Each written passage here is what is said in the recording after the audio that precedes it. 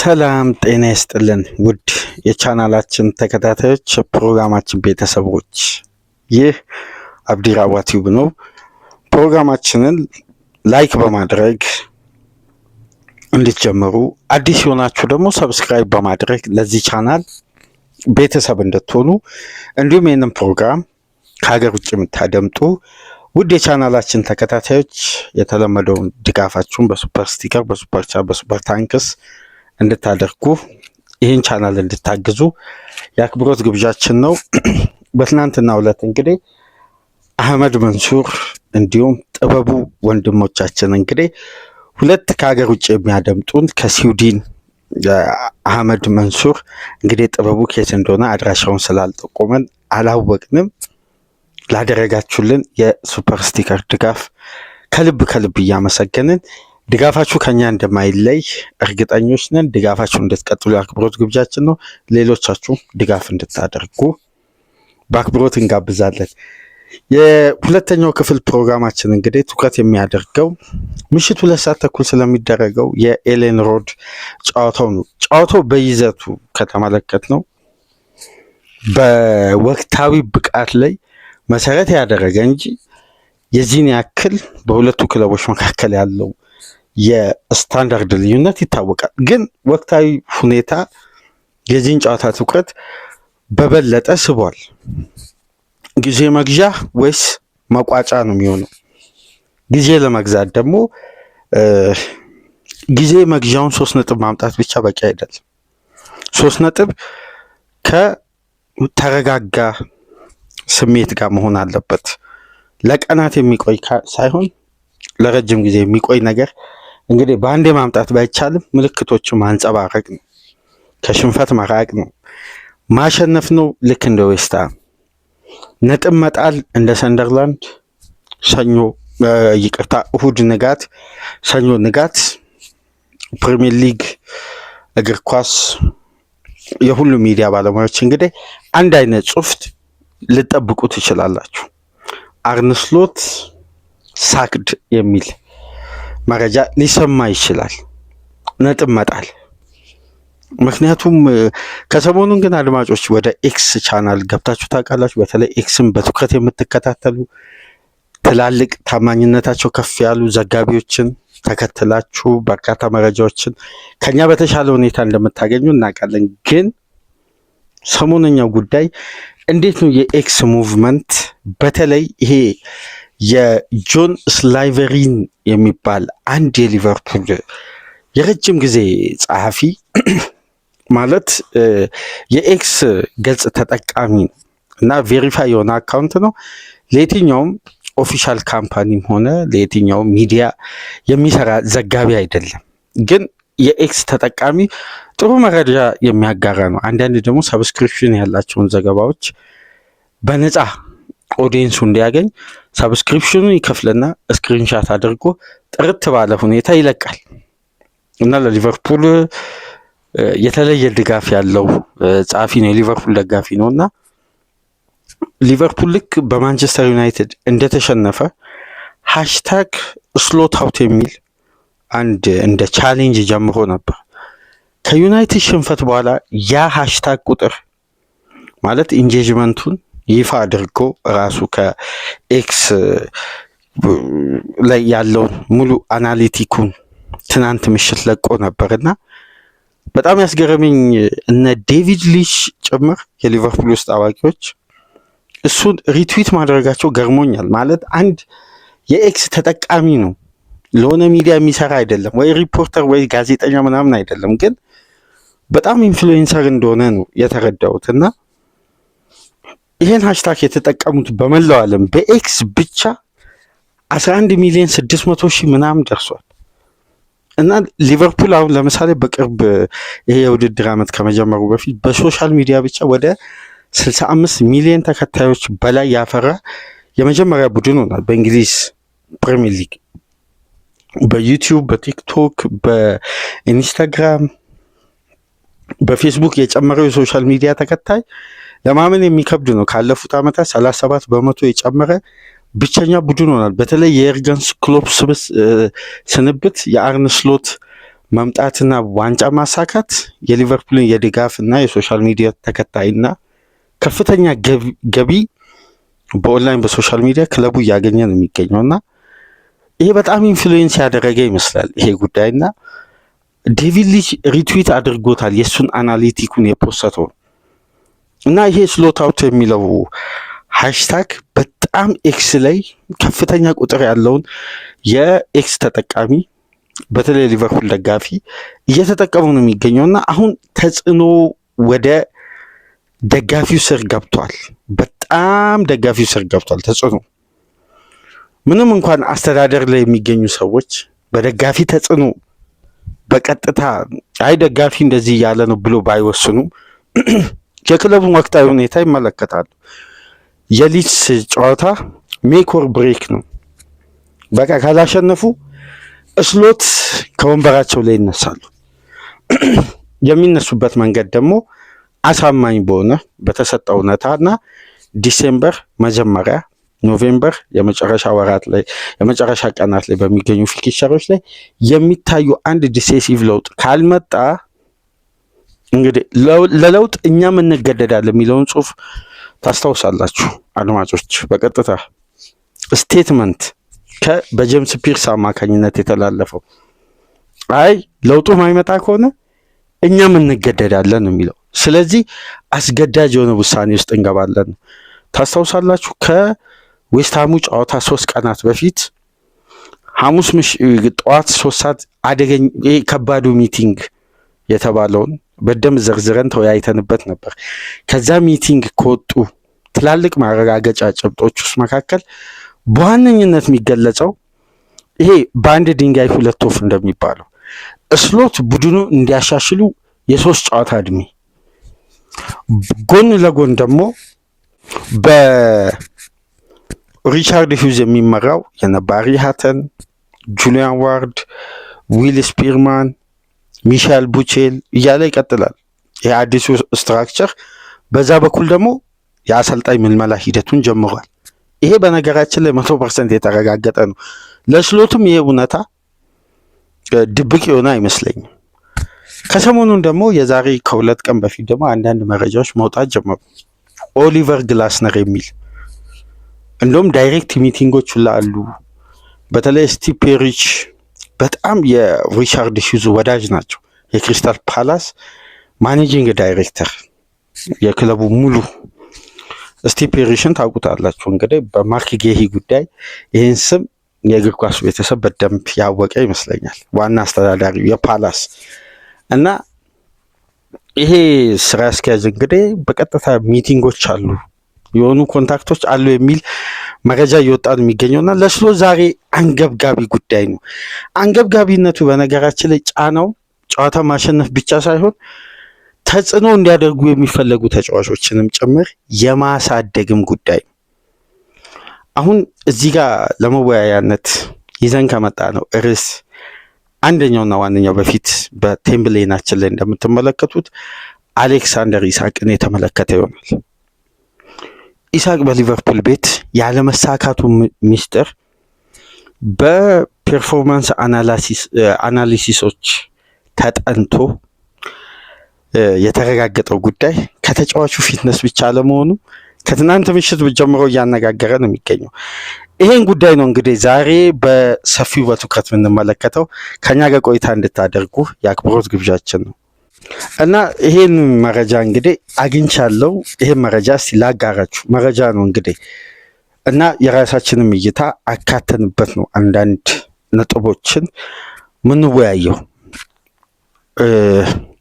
ፔናልቲ ቦክስ ኪለር የሚል ቅጥያ ስም ያለው የብሪቲሽ ሪከርድ ክፍያ የሊቨርፑል ኃላፊዎች የከፈሉለት በብቃቱ ላይ ምንም አይነት ጥርጣሬ የሌለው አስተማማኝነቱ 100% የተረጋገጠ ዋስትና ሊቨርፑል የገባው ብቃቱን በተመለከተ እንጂ ስለ ተጫዋቹ ገና እድገት ታሳቢ ተደርጎ አይደለም።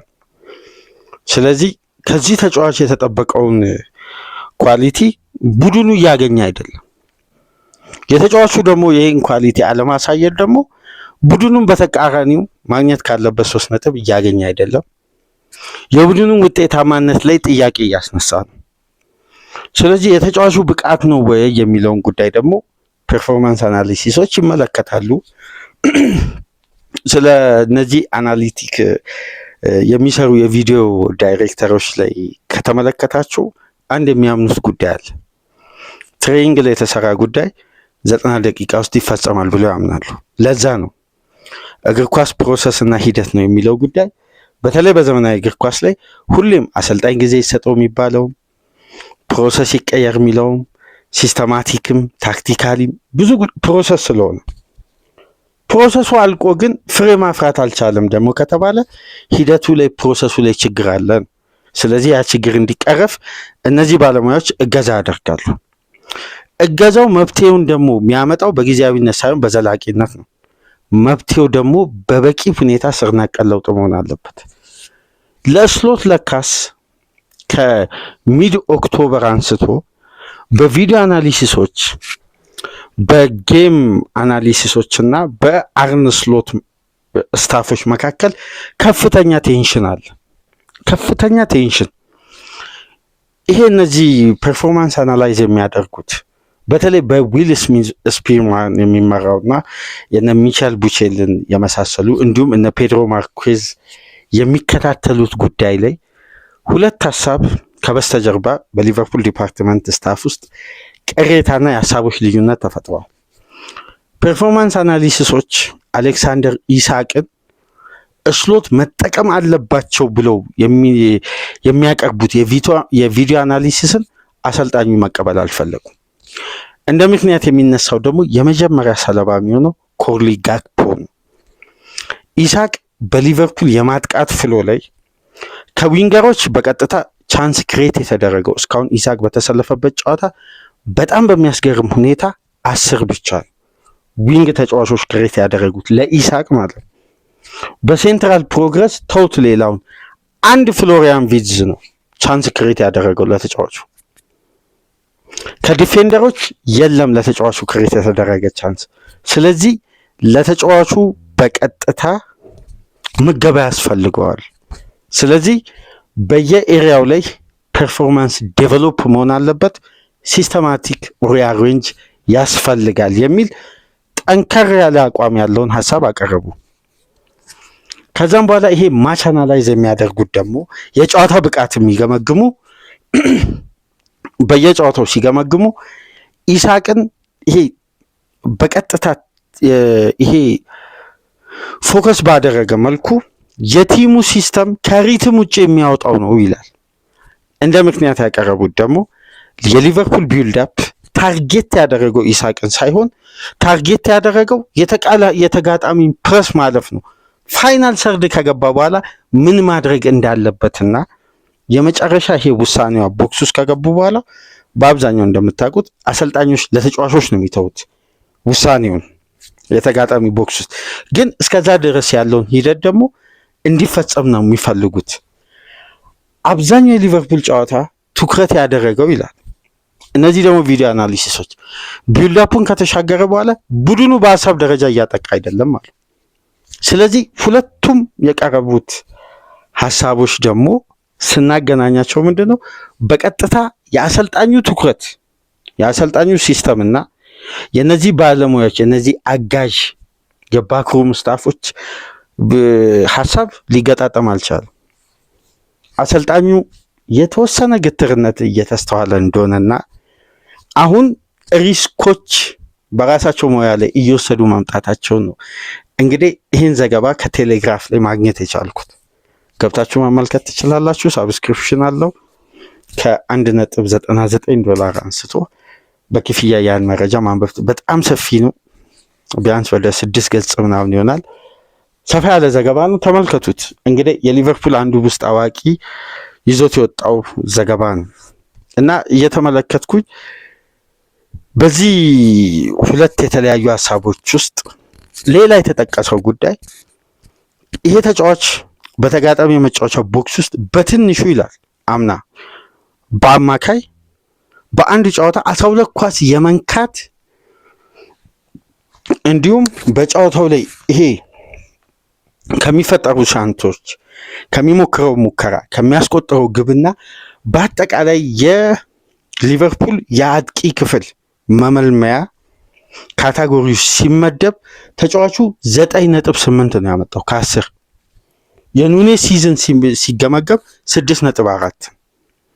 ተውት ጆታ በርካታ ጨዋታ አድርጓል። በጣም አሳዛኝና ልብ ሰባሪ የሆነ አሟሟት ነው የተጫዋቹ ሞተው። ትንሽ ግብ ነው ያስቆጠረው። ያገኘው ሬት ግን 6.1 ነው። ሉዊስ ዲያዝ ሉቾ በፕራይም ታይሙ ነው የተሸጠው የሚሉ ትችዮች አሉ በዚህ በኩል ደግሞ ሊቨርፑል ፋይናንሻሊ ያገኘውን ገቢ ድጋሚ አያገኝም። ስለዚህ ሞር ኢኮኖሚካል ስቴቢሊቲ ፈጥሯል። ያገኛቸው ተጫዋቾች ደግሞ በኳሊቲ ቢሻሉ እንጂ አያንሱም የሚሉም ሌላ ሀሳብ ያነሱ አሉ። 7.2 ነው ያገኘው ሉቾ። ጋክፖ ይሄን ያክል ግብ እያስቆጠረ ይሄን ያክል ተሳትፎ እያደረገ አምና በብቃት መለካት ላይ ግን ሲታይ 6.9 ነው በእነዚህ የብቃትን የሚለኩ የሊቨርፑል የመልመላ ክፍል ኃላፊዎች። ስለዚህ የኢሳክ 9.8 ማግኘት የነዚህን ሁሉ ተጫዋቾች ድምር ውጤት ካየ ነው ኢሳክ በረጅም ርቀት ይበልጣል። ታዲያ ሲስተማቲካሊ እዚህ ቡድን ሲመጣ መጀመሪያ አሰልጣኙ ምን አለ? ፊትነስ፣ እሱ ትክክል። ፊትነሱ ግን ሚድ ኦክቶበር ላይ ቢያንስ በአማካይ ይላል እንደ ቪዲዮ አናሊሲሶች ግምገማ ከሆነ 0.6 ግብ ማስቆጠር አለበት። ያ ማለት ተጫዋቹ ቢያንስ በሁለት ጨዋታ አንድ ግብ ማግባት አለበት። ይሄ ተሳትፎ አይደለም፣ ኳስና መረብን ማገናኘት አለበት።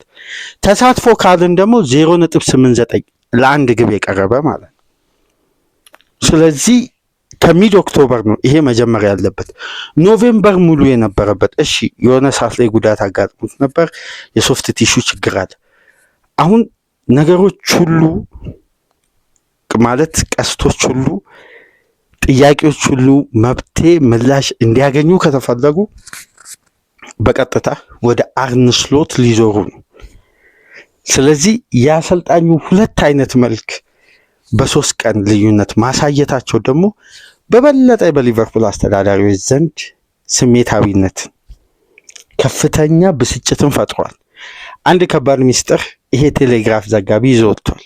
እንደውም ዘገባውን ብትመለከቱ አሪፍ ነው። በጣም ከባድ ሚስጥር ማለት ጠንካራ ሀሳብ ማለት ነው።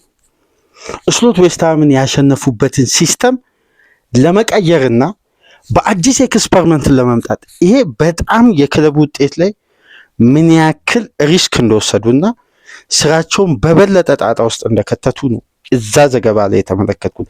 እንግዲህ የዛሬው ጨዋታ የሊድስን ደረጃ በማሰብ ሳይሆን እንደ ሊቨርፑል ኢንቨስትመንትና እንደ ዘንድሮ ኤክስፔክት በተደረገው ደረጃ የወጣ ዘገባ ነው። በጣም ይህን ዘገባ በነገራችን ላይ እስካሁን ድረስ በዘንድሮ ሲዝን ካገኟቸው ዘገባዎች ሁሉ በጣም በጥራት ከፍ ያለ በምክንያት የተዘረዘረ አስደናቂ ዘገባ ነው። በጣም የሚገርም ማለት ነው። እና አንድ አዲስ ኤክስፐሪመንት መሞከር ፈለጉ፣ ግን ሪስክ ነው ማለት ስራቸውን ሊያሳጣ ይችላል። ሙያቸው ላይ ከፍተኛ ተጽዕኖ ይፈጥራል። ሊቨርፑል ያን ሲስተም ማስቀጠል ነው በጎ ወይስ የዌስትሃሙን ጨዋታ ወይስ እንደገና የቡድን አሬንጅመንት አጓድሎ በሌላ ሪትም ማምጣት? ትልቁን ጉዳይ ከሁልሾፍ ጋር እና ከጆቫኒ ቫን ብሮንኮቪስት ጋር ከመከሩ በኋላ ሜሎስ ኪርኬዝ በኦቨርላፕ እና አንደርላፕ ቴክኒኩ በሲዝን ውስጥ የተዋጣለትን የፐርፎርማንስ አናሊሲሶች ሲያወጡ የኪርኬዝ ምርጡ 90 ደቂቃ ተባለ። ማለት ምርጡ የጨዋታ ክፍለ ጊዜ ተባለ። 90 ደቂቃ አላጠናቀቀም ከዌስትሃም ጋር እና ይሄ ተጫዋች የሊቨርፑል ማጥቃት ሞር ባላንስ እንዲሆን በተለይ ከዚህ በፊት አንድ ጉዳይ ስንተች ነበር አይደል? ታይሚንግ እና ዲሲዥኑ ማጥቃት ባለበት እንቅስቃሴ ኳስን ባክፓስ ያደርጋል። ባክፓስ ማድረግ ባለበት እንቅስቃሴ ደግሞ ፎርዋርድ ፓስ ያደርጋል። ዲሲዥኑ ትክክል አልነበረም እና ተጫዋቹ የተወሰነ የትልቅ ክለብ ኤክስፒሪየንስ ያስፈልገዋል ሲባል ነበር። ፖዚሽኑ፣ ታይሚንጉ፣ ብዙ ጉዳዮች ተተቹ። ግን የዌስትሃሙ ጨዋታ እንዴት በአንዴ ምላሽ ሰጠ? የማካሊስተርና የራያን ግራቨንበርክ ሽፍት ማድረግ፣ የፍሎሪያን ቪዝ ከግራ ክንፍ እንዲነሳና ጋክፖ እንደ 10 ቁጥር እንደ ቀኝ ክንፍ እንደ ሐሰተኛ 9 ቁጥር ብቻ እንደ ሊቨርፑል የኳስ እንቅስቃሴ ሮቴት እንዲያደርግ፣ ይሄ ደግሞ ስፔሶችን ለኢሳቅና ለፍሎሪያን ቪዝ እንዲፈጥር በሶስት ተከላካይ የሚጫወት የሎ ብሎክ ቡድን ላይ ኤክስፐሪመንቱ ሰራ። የሜሎስ ኪርኬስ በቢልድ አፑ ላይ መረጋጋት ለሊቨርፑል ማጥቃት ትልቅ ተጽዕኖ ስለነበረው አሰልጣኙ በተሻለ ኤክስፒሪየንስ እንሞክር በማለት አንዲ ሮበርትሰንን አስገቡ። ባላንሱ ተበላሸ ነው የሚለው የሰንደርላንዱ ጨዋታ። ይው እግር ኳስ ፕሮሰስ ነው የሚባለው ለዚህ ነው። የጋራ ህብረት ውጤት ነው 3 ነጥብ። አንድ ተጫዋች አንድ እንጨት ብቻውን አይነድም እንደሚባለው አንድ ተጫዋች ብቻው የሚፈጥረው ተጽዕኖ የለም። ምንም የሚፈጥረው ተጽዕኖ የለም። ሜሲ ብቻውን አይደለም የዓለማችን ኮከብ የሆነው፣ ሮናልዶም በተመሳሳይ። ምክንያቱም እነሱ ጋር የሚደርስ የኳስ ፕሮሰስ ባይኖር ግብ ጠባቂ ሆኖ አይደለም ግብ የሚያስቆጥሩት። ስለዚህ ፕሮሰስ ነው። ይሄ ደግሞ ፕሮሰስ ውስጥ ደግሞ ትልቁ የእግር ኳስ ሲስተም ደግሞ ባላንስ ነው። ባላንስ ደግሞ ስትራክቸር አለው። ስትራክቸር ደግሞ በካራክተር የተሞላ ነው። ካራክተር ደግሞ 100% የሚላበሰው የቲሙን አይደንቲቲ ነው። ስለዚህ እነዚህን ስትራክቸር ደግሞ በመልክ ይዞ ለአንድ ጨዋታ የቀጠለን ቡድን በድጋሚ በሌላ ኤክስፐሪመንት መበረዝ ሌላ ተደጋሚ ጥፋት ነው አሁን ቪዲዮ አናሊሲሶች እያሉ የሚገኙት፣ ፐርፎርማንስ አናሊሲሶችን በተመሳሳይ። ስለዚህ የኬርኬዝ ቤንች ቦን ምክንያታዊ አይደለም ማለት ጉዳት አይደለም፣ ፊትነስ ፕሮብሌም አይደለም፣ ታክቲካሊ ነው። ስለዚህ ይሄም በቂ ግምገማ ያስፈልጓል። በጣም የሚገርማችሁ የአርብ የመጨረሻው ትሬኒንግ በኋላ ይሄ ውጥረት የበዛው የኋላ ባክሩም ስታፍ ክርክርና ጭቅጭቅ አለ አይደል፣ ማብራሪያ። እንደውም በአንድ ወቅት እናስታውሳለን የዘጋርዲያኑ ይሄ ዳታ አናላይዝ የሚያደርገው ስኮት ዊልስ ለሚካኤል አርቴታ ሚስጥራዊ ዳታ አናሊሲስ ነው ተብሎ አርቴታ ታክቲካል ቦርዱን በኦል ኦር ነቲንግ ከተመለከታችሁ ታክቲካል ቦርዱን በሃይላንድ የሚመታው የእሱ ስም ሲጠራ ከባክሩም ስታፎች። ምክንያቱም ይሄ እንደኛ ሀገር አይደለም፣ ሹመቱ ስላለ የበላይ ስለሆነ ብቻ በታች ባሉ ባለሙያዎች አይተችም ማለት አይደለም። እግር ኳስ ደስ የሚለው ነገር በነፃ ውይይት ነው። ቪዲዮ አናሊሲሱ በሊቨርፑል ቤት የተዋቀረበት መንገድ እንግዲህ አሰልጣኙ ላይ ትንሽ ፓወር አለው ይሄ ቪዲዮ አናሊሲስ ዲፓርትመንት። ምክንያቱም አልጎሪዝሙን የሚያስተዳድረው ኤድዋርድ ስለሆነ ሙሉ ያን ቪዲዮ አናሊሲስ ስሎት አሳማኝ በሆነ ሪዝን የሰንደርላንዱን ጨዋታ ሲገመገሙ ሊያቀርቡ አልቻሉም ነው አሁን አጠቃላይ መቋጫው። ለምን ይሄ ኤክስፐሪመንት እንደተፈለገ ኢሳቅ በዌስትሃሙ ጨዋታ አሁን የቡድን ባህሪ ሊለያይ ይችላል። የሎው ብሎክ ሰንደርላንድ አስደናቂ ፎርም ላይ ሊሆን ይችላል፣ ግን ካራክተሩን መነካካትና ባላንሱ ማሳጣት ታክቲካሊ ሲገመገሙ ሺፍት ያደረጉት የሁለቱ አማካዮች ሚና እንደገና ሌላ ሺፍት ተፈጠረ። ግራቨንበርክ ወደ ቀድሞ ቦታው፣ ማካሊስተር አንድ ስቴፕ ወደፊት በጣም ኢንድ ቱ ኢንድ እንዲጫወት ተደረገ። ያኔ እነዛ የጋክፖ ሮቴሽኖች ተገድበው ታስታውሳላችሁ። ከዌስትሃም ጋር ጋክፖ ሴንተር ከማድረግ ይልቅ ዊዘ ከክንፍ እየተነሳ ነበር አደጋ የሚፈጥረው እና ጋክፖ ክሮሶችን አያደርግም። ለዛም ነው ቦክስ ውስጥ ጠብቆ አሲስትም አደረገ፣ ግብም አስቆጠረ። ከሰንደርላንድ ጋር ግን ከረፍት በፊት ያልተሳካ 7 ክሮስ ነው ያደረገው 7። ስለዚህ ከባድ ነው፣ ሪስክ ነው። ስለዚህ ኤክስፐሪመንቱ ፍጹም አስፈላጊ አልነበረም።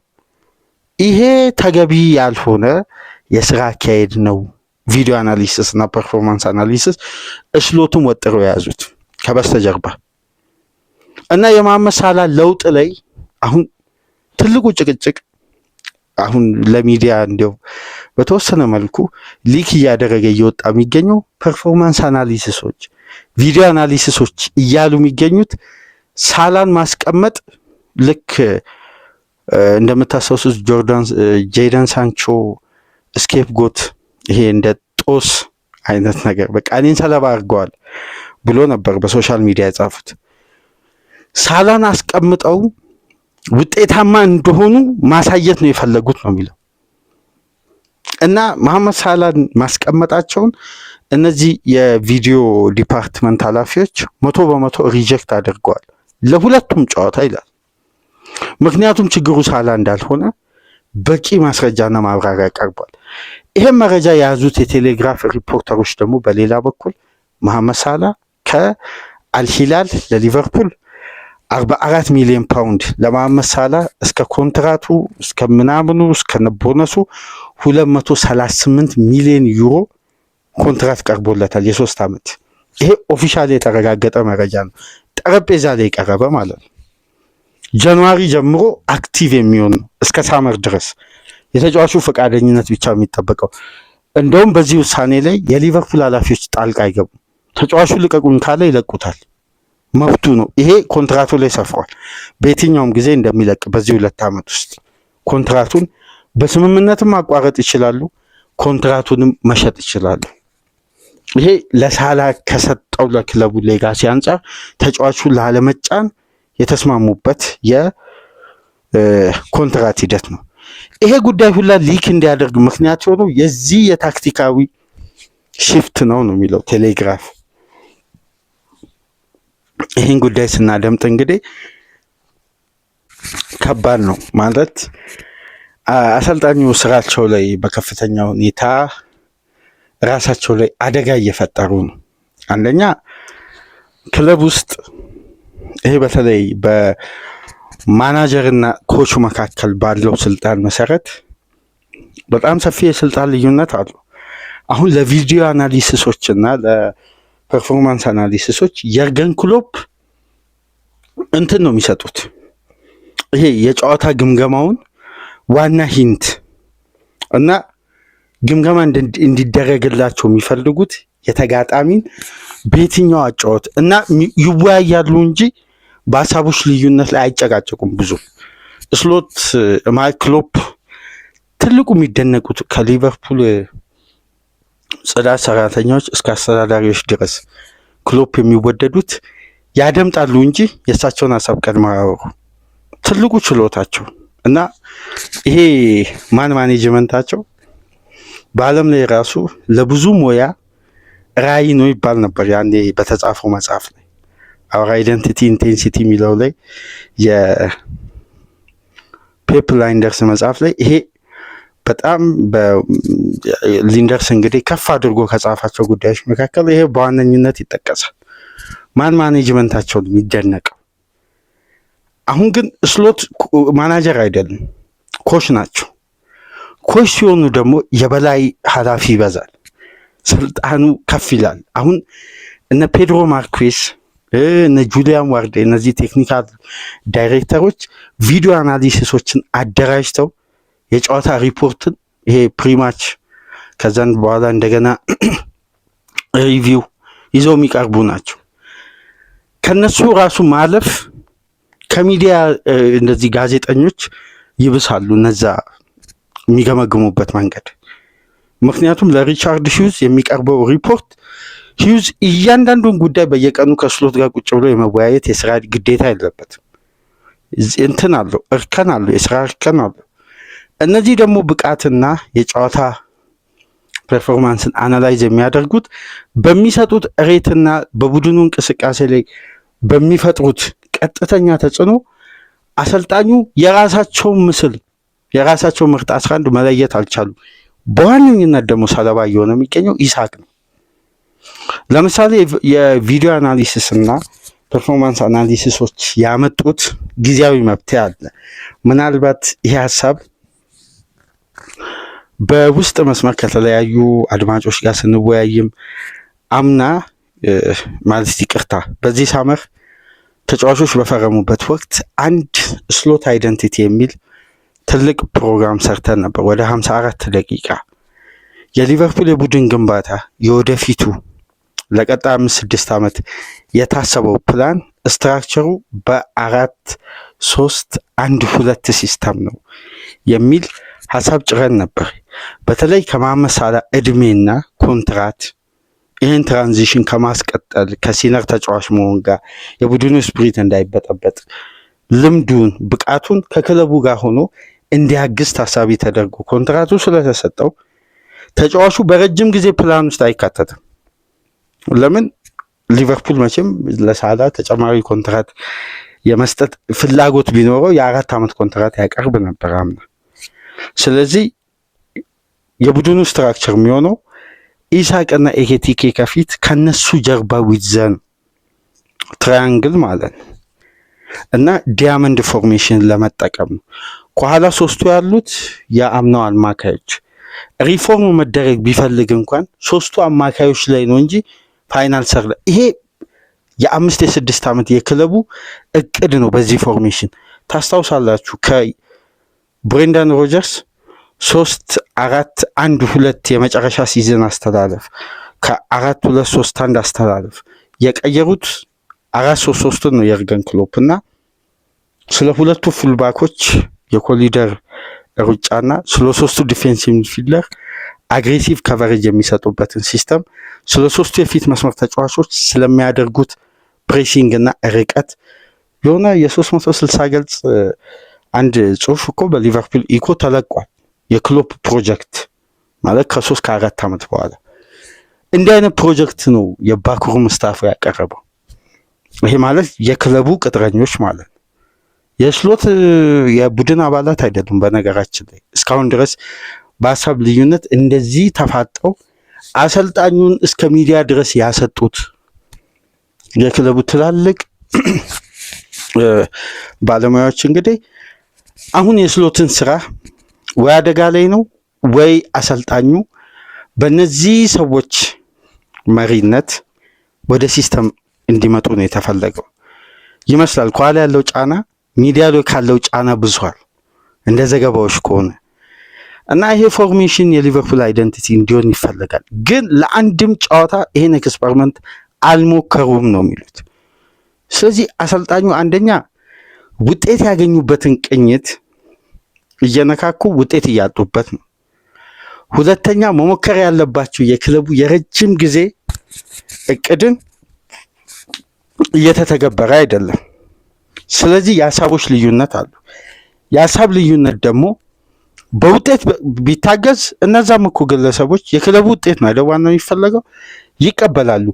አምና ግን ይላል ይሄ ቴሌግራፍ ዘጋቢ የኤርገን ክሎፕን ኢንቴንሲቲ ቀንሰው የተጫዋቾችን ፐርፎርማንስ ሙሉ ሲዝን ብቁ እንዲሆኑ የዛ የፊዚካልና የፊትነስ አሰሪዎችን ሪፖርት ቪዲዮ አናሊሲሶች ሲቀበሉና ፕሮጀክቱን ሲመለከቱ በጣም ተደስቷል። አመቱን ሙሉ ክለቡ በጉዳት እንደማይጋለጥ ስለተረዱ ስለዚህ ያን ጉዳይ ተቀበሉና ስሎትን ሲያግዙ የነበሩት የኢንቴንሲቲ ሙቭመንት በአንደኛው 45 ለማድረግ ነው። ለዛ ኮኖ ሊቨርፑል በአንደኛው 45 ብልጫ ይወሰዳል ወይም ይመራል። ሁለተኛ 45 ግን አውሬ ሆኖ መጥቶ ተጋጣሚ በታትኖ ያሸንፍ ነበር አምና። ስለዚህ እንደ ክሎፕ ከ1 ደቂቃ እስከ 90 ደቂቃ ሳይሆን አንደኛው 45 ላይ ነው። ይሄ ማለት ባላንስ ኦፍ ዘ ጌም አንድ ጨዋታ ላይ የሚጠቀመውን ኢንቴንሲቲ በሁለት ጨዋታ ቀየሩት። ስለዚህ ፐርፎርም የሚያደርጉት የፊትነስ ደረጃ በዛው ልክ ከፍ እያለ ይመጣል ማለት ነው።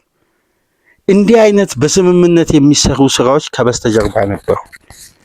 ዘንድሮ ግን አሰልጣኙ በአንገብጋቢ ሁኔታ የጠየቁት ትልቁን አጥቂ የሚጠቀሙበት ሲስተም ተለዋዋጭ መሆኑ ተጫዋቹን እያስተቸ አሰልጣኙንም ዋጋ እያስከፈለ የቡድኑን ውጤት እያሳጣ ነው።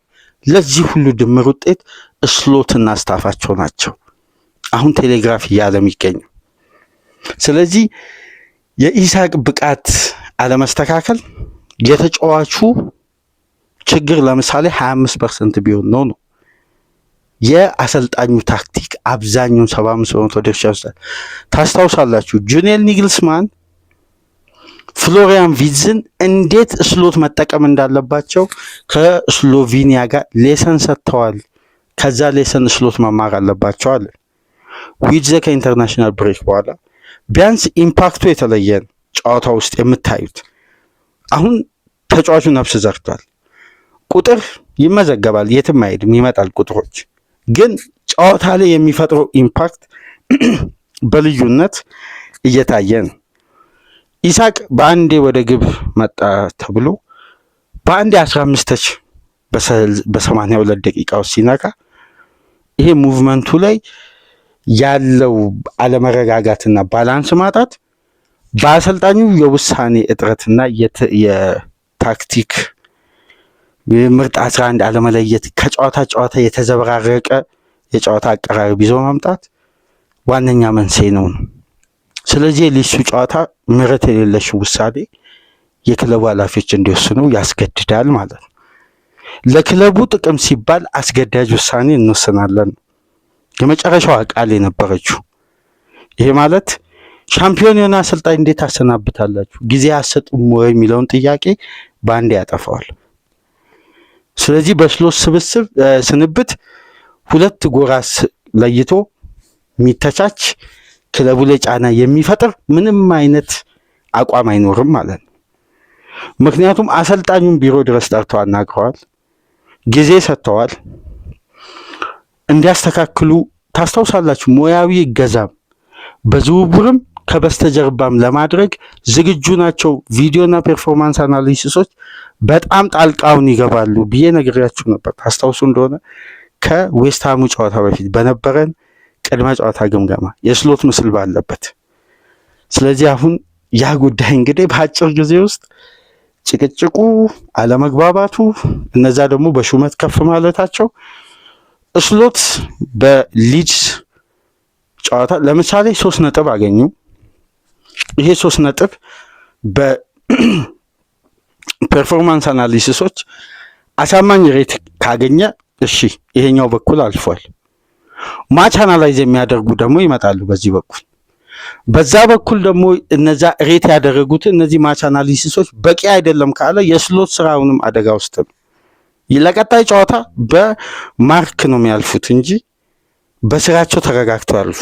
ይሄን ጉዳይ ግን በደንብ ብትመለከቱ እዛ ጋር በተለይ ከሰሞኑ የሚወጡ ዘገባዎችን ከስቴጅ ወደ ስቴጅ ማለት ከስቴፕ ወደ ስቴፕ የሚወጣው ዘገባውላ አሰልጣኙ በጣም በቋጥ ላይ ነው የሚገኙት። ስራቸው አስጊ ደረጃ ላይ ነው የሚገኙ ማለት እያንዳንዱ የሚወጣው ዘገባ ፖዚቲቭ ነገር የለውም። ከአሰልጣኙ ቆይታ ጋር ጠንካራ ውስጥ አዋቂዎች አምና ስሎትን ከኔዘርላንድ በላይ ያደረጉ የዓለም ሳይንቲስት እንደሚመስሉ አድርገው ሲጽፉ የነበሩ ጸሐፊዎች ዛሬ እንዴት እንደሚተቹ ዘገባዎች ላይ ስንመለከት 6 ወር አልሞላም፣ በ5 ወር ምናምን በ4 ወር ምናምን ጊዜ ውስጥ ሻምፒዮን የሆነ ቡድን ሻምፒዮን ያደረጉ አሰልጣኝ የሚተቹበት መንገድ አንዳንዴ ትንሽ እንትኑንም ያለፈ ይመስላል።